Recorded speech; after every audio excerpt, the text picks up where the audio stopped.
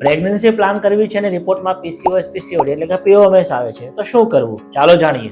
સૌથી પહેલા કપલ્સે સમજવાની જરૂર છે કે પીઓએમએસ હોવાથી પ્રેગ્નન્સી નહીં રહે એવું જરૂરી નથી.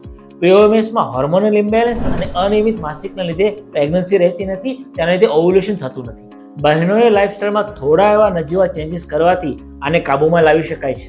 લાઇફસ્ટાઇલ ચેન્જીસ જેવા કે દરરોજ 30 મિનિટ જેટલું ચાલવાથી, યોગ્ય આહાર લેવાથી, યોગ્ય પૂરતી ઊંઘ લેવાથી અને સ્ટ્રેસ ઓછો કરવાથી આને ઓછું કરી શકાય છે. સાથે હોર્મોન ઇમ્બેલેન્સને કંટ્રોલ કરવાની દવાઓથી અને ઓવ્યુલેશન ઇન્જેક્શનની દવાઓથી નેચરલી પ્રેગ્નન્સી કન્સીવ કરી શકાય છે. પીઓએમએસમાં આઈવીએફ થાય એવું જરૂરી નથી. તો પીસીઓડી કે પીઓએમએસમાં યોગ્ય સારવાર અને યોગ્ય નિદાનથી પેરેન્ટ્સ બનવાનું તમારું સપનું સાકાર કરો. જો તમને પણ પીસીઓડી પ્રેગ્નન્સી ગાઈડ જોઈએ તો કોમેન્ટમાં લખો પીસીઓડી. આ રીલને શેર કરો, અમને ફોલો કરો. આપકા આપના ગાયનેક ડોક્ટર દિલીપ ઇટાલિયા. નમસ્તે. Healthy couple, happy life.